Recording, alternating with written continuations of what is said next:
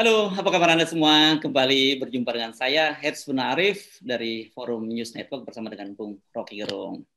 Bung Rocky Gerung, gimana? Kondisi sehat? Sehat. Saya tadi malam mendengar keributan di YouTube antara seorang marhaen dan seorang dosen. Dua-duanya yang di belakang ya, marhaen versus dosen. Begitu yang lagi viral pagi ini. Ya, betul. Memang kita Forum News Network dan Herzbuna Point itu memfasilitasi perdebatan yang berlangsung antara Del Pedro Marhaen, ini dari Blok Politik Pelajarnya, kelompok anak-anak muda yang sangat kritis, yang waktu itu dia juga membuat diskusi dengan tema dosa-dosa politik PDIP dan bagaimana cara melawannya. Ini luar biasa. Dan yang menarik tadi malam debatnya bersama dengan dosen dari Universitas Indonesia, Ade Armando. Kita apresiasi lah bagaimanapun juga Ade Armando bersedia berdebat dalam forum yang ilmiah, saya kira ya, dipandu oleh seorang wartawan senior dari Tempo, Bagja Hidayat. Ini tradisi semacam ini saya kira jauh lebih bagus daripada panggil-memanggil kan, apalagi retas-mertas ya, Bung Rocky ya. Itu peristiwa yang menarik karena dia jadi semacam tonggak baru. Kalau ada problem ya udah debatin aja, ngapain baser-baseran gitu kan. Jadi ini pendidikan juga khususnya buat para baser istana tuh. Jadi nggak usah pakai akun-akun palsu, langsung aja masuk di dalam percakapan. Entah mau akademis, non akademis itu nggak ada soal. Yang penting disaksikan secara fair. Jadi Ade Armando juga sebagai dosen, dia mau melayani seorang marhaen, ini dosen. Karena namanya Pedro Marhaen. Dan apapun yang berlangsung tadi malam, Saudara Bagja Hidayat, wartawan senior dari majalah Tempo, tentu ingin mendudukkan soal. Jadi sangat bermutu perdebatan itu. Dan kita ingin fasilitasi sebetulnya perdebatan antara Rektor UI dan Faisal Basri misalnya, karena Faisal Basri kasih kritik gitu. Kalau sama saya udahlah itu memang hobi saya kasih kritik. Tapi Faisal Basri masih resmi jadi dosen UI itu. Kan Ade Armando berpihak pada Jokowi biasa aja dengan argumen. Faisal Basri mengajukan banyak argumen akademis tentang memburuknya ekonomi itu, sekaligus tentang UI yang baper dengan kritik ini. Karena itu bagus sekali kalau saudara rektor UI bertemu dengan Faisal Basri di dalam forum yang sama itu, atau forum yang sejenis. Saya kira itu bagus. Ya, kita siap memfasilitasi ya, Bung Rocky, kalau memang rektor UI bersedia berdebat dengan Faisal Basri ya. Ya, FNN. Tapi jangan tunjuk poin, nanti pakai bahasa Jawa susah debatnya. Oke, ini tentang UI ini memang menarik, dan saya juga tadi malam mewawancarai mantan ketua Dewan Mahasiswa UI tahun 75-76, Dr. Dipo Alam. Nah, ini Dipo, ya. Jangan lupa ya, nanti simak di Herzbuna Point, karena ini menarik. Pak Dipo ini selain sebagai aktivis mahasiswa, beliau juga pernah ada di lingkar kekuasaan di sana loh. Beliau itu mantan Mensekap ya. Jadi ya perspektifnya, dan salah satu yang menarik itu beliau cerita bagaimana rektor UI pada waktu itu yang sering Anda sebut juga, Profesor Mahar Marjono, ketika membackup gerakan-gerakan mahasiswa dan ditanya oleh Pak Dipo Alam, apakah Bapak tidak takut kehilangan jabatan sebagai rektor? Beliau menjawab, Dipo, kalau kita takut kehilangan jabatan, lebih baik potong burung kita rame-rame. Ucapan dahsyat ini, saya bilang ucapan Pak Mahar Marjono ini. Ya, Mahar Marjono dikenal dekat dengan mahasiswa, dan kalau bilang potong burung itu karena dia dokter. Mahar Marjono itu dokter ahli saraf. Ya, neurolog. Ya. Dan dia juga tim dokter kepresidenan, Presiden Soeharto tuh. Jadi karena biasa semua dokter bagus di UI jadi tim dokter kepresidenan. Tapi itulah yang disebut urgensi moral. Jadi Prof. Marjono itu Prof. Mahar panggilannya, ya nggak peduli. Yang penting dia mau agar supaya Universitas Indonesia itu tumbuh dalam pikiran. Kan itu intinya tuh. Jadi bagus juga Dipo teman saya mengucapkan itu untuk mengingatkan bahwa bahkan sebagai seorang yang sudah senior, Dipo Alam mengerti anatomi politik Universitas Indonesia. Dia menggantikan Hariman Siregar setelah malari dan terlibat dalam banyak diskusi dengan gerakan-gerakan intelektual sampai hari ini. Jadi seharusnya Rektor UI tahu bahwa UI itu tidak ditinggalkan oleh alumninya. Alumninya ingin UI balik pada dasar yang dibuat oleh UI sendiri, yaitu veritas, probitas, justitia, itu kebenaran, kejujuran, dan keadilan. Jadi yang dilakukan oleh BEM UI kemarin dasarnya adalah itu UI. Ini soalnya tuh. Ya, nah selain Profesor Mahar Marjono itu saya mengenal juga seorang profesor dari UGM yang juga sangat legend di kalangan aktivis mahasiswa, namanya Profesor Kusnadi Arya Sumantri. Mungkin Anda juga pernah mendengar nama itu ya. Kita ingat dulu sebagai rektor beliau itu mahasiswa dari berbagai kampus itu bisa keluar masuk ke ruang rektor Pak Kusnadi. Ini luar biasanya di situ. Beliau tidak melihat kebetulan waktu itu kita sebagai aktivis pers mahasiswa ya, beliau itu kan aktif di Ikatan Pers Mahasiswa Indonesia. Jadi saya kira Profesor Kusnadi juga dikenang sangat luar biasa oleh kalangan aktivis pers mahasiswa di Indonesia. Iya betul. Waktu itu juga di ITB ada rektornya tuh anaknya Pak Takdir Ali Sabana itu. Iskandar ya, Profesor Iskandar Ali Sabana. Iskandar Ali Sabana itu dekat dengan mahasiswa. Betul. Jadi tradisi di dalam politik kampus adalah rektornya itu membackup mahasiswa. Karena memang mahasiswa itu gennya begitu berkritik. Nah kalau rektornya melarang itu nanti mahasiswa berbalik menghajar rektornya kan. Jadi ini rektor UI nggak paham, jadi mungkin si rektor UI nggak pernah jadi aktivis itu, tiba-tiba masuk jadi rektor sekaligus jadi komisaris, yang sebetulnya juga bertentangan dengan statuta UI. Nggak boleh rektor UI itu merangkap pejabat di tempat lain. Itu dia dapat 2 kali gaji kan, sebagai komisaris dia juga pejabat negara. Jadi UI juga, jadi agak dungu juga UI mengizinkan rektornya itu jadi komisaris di BRI itu. Udah dapat 2 kali gaji dengan konsekuensi pekerjaannya jadi setengah doang, di UI separuh, di BRI separuh. Padahal dia digaji negara untuk memikirkan kualitas UI itu supaya UI jadi world class university, bukan jadi WC UI itu kan. Itu soal kita. Jangan disingkat, world class tetap world class dong, jangan di. Oke. Nah, tetapi di luar soal gaji yang double dan sebagainya, tapi ada persoalan independensi kan. Bagaimanapun sebenarnya harusnya kampus itu sebagai salah satu lembaga akademis, lembaga intelektual yang juga bisa berperan sebagai semacam mercusuar lah di tengah situasi yang carut marut seperti saat ini. Betul, saya lihat beberapa kali UI disponsori oleh perusahaan-perusahaan yang terkait dengan istana itu. Jadi memang ada kebutuhan uang untuk mengelola UI, tapi bukan dengan bikin semacam kesepakatan supaya kalau UI dapat dana CSR dari perusahaan-perusahaan yang di belakangnya yang membackup Jokowi, maka mahasiswa nggak boleh mengkritik Jokowi.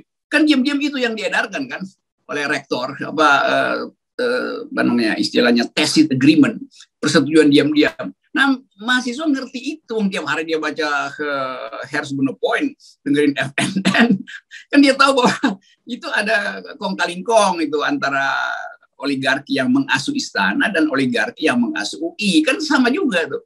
Jadi itu prinsipnya tuh. Saya beberapa MBA UI juga itu komisaris di beberapa perusahaan konglomerat besar kan, jadi itu juga nggak boleh tuh. Ya. Saya jadi teringat pada salah satu momen yang sangat menarik ketika UI menyelenggarakan seminar dan menghadirkan Gubernur Kalimantan Timur. Pada waktu itu Ihsan Nur yang disitulah muncul statement bahwa Pak Jokowi itu dijamin masuk surga gitu tanpa ibadah lagi karena beliau sudah membangun ibu kota di Kalimantan Timur. Dan untungnya pada waktu itu ada Profesor Emil Salim yang langsung mempersoalkannya. Itulah kan jadinya kan yang memberi predikat atau anugerah bukan cuma mahasiswa. Mahasiswa kasih anugerah Raja Ngibul. Tapi siapa tadi itu Gubernur Kalimantan Timur justru memberi anugerah Presiden Jokowi dengan mahkota masuk surga, kan sama juga kan? Kan dua-duanya tuh sebetulnya mengolok-olok kan. Sebetulnya mestinya Rektor UI juga marah pada gubernur itu. Kok mengolok-olok jadi masuk surga tuh? Itu juga mengolok-olok sebetulnya tuh. Bedanya mahasiswa rentan untuk dipersekusi. Jadi ini Rektor UI mempersekusi mahasiswa sekarang. Nah, mahasiswa se-Indonesia akhirnya bangkit. Jadi ini momentum aja yang bagus juga. blessing in disguise gitu kalau kata pepatah. Nah, ini kita mengamati ada pola yang baku ya, Bung Rocky, selain represi dari kekuasaan. Dalam hal ini kan kita simbolkan sekarang ini kelihatannya beda dengan Profesor Mahar Marjono dulu, rektor sebagai pelindung mahasiswa, tapi sekarang sebagai kepanjangan tangan dari kekuasaan. Dan bersamaan itu kemudian hacker ini yang melakukan menghack beberapa akun media sosial dari aktivis BEM UI. Jadi kelihatannya kok seperti satu paket ya gerakan-gerakan semacam ini. Ini sebetulnya kalau kita bikin refleksi, nggak ada lagi pers yang mendukung Presiden Jokowi itu. Semua pers memberitakan ulang meme dari BEM UI itu, bahkan meme lama dari UGM diberitakan lagi. Jadi kita lihat Presiden Jokowi sebetulnya bukan lagi media darling. Nggak ada satu pers yang menyembunyikan lagi meme yang jelek itu tuh, ya dianggap jelek oleh rektor UI itu. Jadi terlihat bahwa kita udah ada di dalam keadaan Presiden Jokowi itu kekuatannya tinggal hacker dan buzzer. Pers bukan lagi milik dia tuh. Ini satu situasi yang mungkin kita bayangkan dulu tanda-tanda kejatuhan dari Majapahit. Kalau saya bilang dari istana mungkin. Jadi kan dulu juga begitu kan, siapa namanya tuh? Sanusi Pane dulu menggambarkan kejatuhan Majapahit di dalam novel Sandiakala ning Majapahit. Ya. Sandiakala ning Jokowi Pahit. Nah, bisa begitu kan? Bukan Majapahit, Joko Pahit misalnya. Bisa juga orang bikin meme begitu kan? Sandiakala ning Joko Pahit. Nah, saya cuma mengambil rimanya tuh Majapahit dan Joko Pahit tuh. Karena keadaannya begitu tuh. Ya. Nah, orang sekarang menganggap BEM UI ini dan mahasiswa itu dia tokohnya Dharma Bulan sebagai Dharma Bulan ya Pak. Damar Bulan. Ya, Damar Bulan. Ya, saya udah lupa nih. Saya dulu baca banyak skrip-skrip sastra. Ya. Jadi Damar Bulan ini adalah BEM UI itu. Sementara Kemajapahiten itu disimbolkan dengan mahkota yang diberikan pada Presiden Jokowi. Nah, olo-olo ini akan berlangsung terus kalau tidak ada perubahan di dalam mental politik istana dan mental intelektual UI. Jadi udah terjadi sebetulnya satu deskripsi baru tentang keadaan bahwa ini memang negara sedang mengalami keruntuhan nih, seperti Majapahit sedang runtuh. Ya waktu itu kita tahu Sanusi Pane memakai Majapahit sebagai idiom untuk menerangkan bahwa kerajaan Belanda juga yang menjajah Indonesia sedang runtuh sebetulnya. Kenapa? Karena mulai terjadi kasakusuk, pengkhianatan, kejujuran tidak ada lagi. Jadi itu intinya. Nah ini saya masuk dalam kosmologi Jawa akhirnya nih. Padahal saya jauh, rumah saya di Manado bukan di Solo. Penting memang dalam kosmologi Jawa ini, karena bagaimanapun kan populasi orang Jawa terbesar di Indonesia. Dan kita selalu ingat setiap kali ada menjelang pilpres kan kosmologi semacam itu muncul seperti Satyo Piningit dan sebagainya. Jadi saya tidak kaget kalau kemudian Anda sendiri juga mulai menggunakan idiom-idiom itu. Kalau yang disebut Satyo Piningit itu Habib Rizik Sihab, HRS. Ya. Dan itu faktanya orang akhirnya cari semacam Satyo Piningit. Tapi saya kira ada Satyo Piningit yang juga secara paralel dengan Habib Rizik yang berupaya membayangkan Indonesia yang adil, makmur, damai, atau pakai istilah UI Indonesia yang veritas, probitas, justitia. Nah, Satyo Piningit ini adalah mahasiswa-mahasiswa di seluruh Indonesia. Kumpulan BEM yang tadinya dituduh sebagai dapat duit dari istana, mungkin duitnya juga mereka buang aja di gorong-gorong. Jadi mereka pulih akhirnya melihat bahwa ada penindasan berpikir. Jadi BEM UI dianggap sebagai kanal untuk menghasilkan ulang kebebasan berpikir.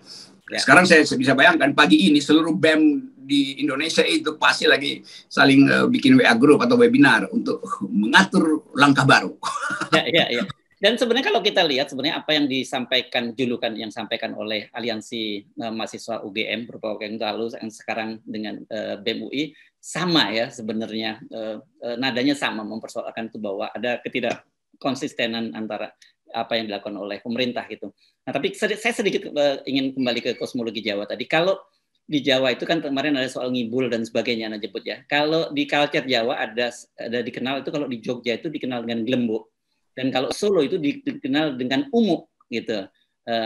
Umuk itu kira-kira apa ya kalau terjemahnya dalam bahasa Indonesia? Omong besar. Nah, gitu kira-kira. Tapi ini saya tidak ngomongin Pak Jokowi yang kemudian berasal dari Solo ya. Ini kebetulan dikenal itu di dalam Gelembok dan Umo. Umo. Umo. Ya, Umo itu omong besar. Gitu. Kalau orang Solo itu ya. Ya sinonimnya dungu ya. Umo sinonimnya dungu itu. Umo itu omong besar. Itu omong besar kira-kira gitu. Meskipun di Jawa itu ada rasa bahasa sendiri ya. Nanti silakan dibuka. Buka di Google. Apa yang dimaksud itu, tapi sangat dikenal bahwa kalau di Jogja dikenal Gelembok, kalau di Solo itu dikenal Umo. Nah, gitu. Tapi sama itu istilahnya, omong besar ya. Agak beda. Kalau Gelembok dengan Umo itu agak beda. Gelembok itu gimana ya? Ngerjain orang dengan cara yang halus gitu ya. Nipu dengan cara halus. Ya, nggak pas sih tapi kosakatanya, tapi sekali lagi rasa bahasa Jawa itu memang agak berbeda. Nah, ini jadi yang dilakukan BEM kemarin itu Gelembok gitu ya. Umo, dia menyebutnya Pak Jokowi itu sebagai Umo gitu. Itu kalau dalam bahasa Jawa. Ini kita ngomongin antropologi ya, tidak ngomongin ya. Cuman padanannya. Oke, kita lanjutkan. Nah, dalam situasi semacam ini, Bung Rocky, ketika kemudian bahkan aktivis mahasiswa pun dihadapi dengan cara-cara yang saya kira satu represi dan kedua hacker, itu kan menjadi sangat tidak sehat. Bagaimanapun juga anak-anak muda ini, mereka ini adalah tumpuan harapan kita. Mereka ini kita harapkan akan lahir pemimpin-pemimpin dari kampus-kampus ya besar seperti UI, UGM, ITB, dan kampus-kampus lain di seluruh Indonesia. Betul, saya selalu percaya bahwa refleksi yang paling murni itu ada di kampus. Karena yang muda itu dia mengerti masa lalu dan dia mampu membayangkan masa depan. Kenapa? Karena masa depan adalah dia yang mesti kreasikan itu. Kalau politisi sekarang dia membayangkan masa depan dalam rangka perpanjangan 3 periode. Jadi masa depan para politisi adalah masa depan yang pragmatis, politis. Anak-anak muda ini BEM, si Pedro CS, si Leon dan kelompoknya itu terus setiap hari membaca politik Indonesia dalam upaya untuk menyelamatkan bangsa ini. Jadi itu yang mungkin politik Dharma Bulan tadi itu dalam upaya untuk membuat Indonesia tumbuh lagi di dalam integritas dan moral. Nah itu nggak mungkin dihentikan oleh rektor yang juga adalah diasuh oleh oligarki, diasuh oleh kekuasaan itu. Ini sebetulnya yang mesti dipahami. Ini nggak saya selalu kasih kritik pada UI. Dia nggak belajar bahwa anak muda itu lebih cepat berpikir daripada rektorat, lebih mampu untuk bikin satire daripada dekan-dekan di tempat mereka belajar tuh. Karena mereka terkait satu sama lain dengan isu yang betul-betul mengenakan buat mereka, itu meledek. Ngeledek itu kan tradisi mahasiswa. Jadi kalau mahasiswa nggak bisa ngeledek ke presiden, ya dia tinggal di kamar kos doang tuh. Kan ini soalnya tuh. Jadi UI nggak ngerti bahwa culture mahasiswa beri kritik dan ngeledek. Soal akademisnya sudah belakangan itu. Bagi mereka ya, kegembiraan sebagai anak muda dulu dilakukan tuh. Tapi tetap mereka membaca banyak jurnal. Saya tahu karena saya selalu berdiskusi dengan mereka. Saya kira mungkin kita berharap ada perubahan lah pada UI. Mereka kemarin mungkin tidak sadar, dianggap bahwa hidup mereka dalam tempurung, seolah-olah kampus UI itu satu wilayah sendiri dan publik tidak mengamati itu gitu. Tentu mereka saya duga mereka pasti akan kaget karena bagaimanapun juga mereka pertama kaget dengan pernyataan BEM UI dan kemudian kekagetan itu diwujudkan dengan memanggil mereka dalam situasi dalam hari Minggu dan dalam situasi COVID. Dan tapi mereka kagetan kedua adalah reaksi dari civil society. Ini tanpa watch ya, civil society saja. yang tiba-tiba semua bergabung mendukung BEM UI gitu. Ini yang kita sebut sebagai katalis itu, bahwa BEM UI harus menjadi katalis. Dia menghubungkan energi yang sedang menggumpal lalu mencair bersama-sama di dalam peristiwa pemanggilan itu. Nah, dengan cara itu kita lihat sekarang ada dua kubu. Kubu mahasiswa yang sejak pagi ini udah sibuk dengan webinar untuk nyusun gerakan dan mereka bergembira karena udah ada katalisnya. Dan kubu UI plus rektor-rektor se-Indonesia yang sekarang cemas karena dia semua bersiap-siap. Waduh, setiap rektor sekarang siap-siap untuk dibully oleh mahasiswa kan. Jadi keadaan ini yang menyenangkan politik sebetulnya, selain kegembiraan bahwa mahasiswa pulih akal sehatnya. Saya kira bukan pulih, memang mereka cuma istirahat aja mencari momentum tuh. Jadi kenyataan ini memperlihatkan bahwa memang kita ada di dalam kondisi Sandiakala Ning Jokopahit. Oh, bukan Wakanda ya. Bukan Majapahit. Ya. Oke. Baik, terima kasih Bung Rocky. Ya, saya terangin tadi Sandiakala Ning Jokopahit itu cuma ambil rimanya Majapahit dan pahit di belakang gitu ya. Nanti disalahartikan lagi oleh orang, lalu diminta klarifikasi dari saya. Tapi itu cara kita untuk mengabstraksikan persoalan. Gitu. Ya, tidak spesifik menyebut nama seseorang, bukan nama sebenarnya. Enggak. Nah, kira-kira gitu. Baik. Ya, baik, makasih. Selamat beraktivitas, jaga jarak, pakai masker. Sip.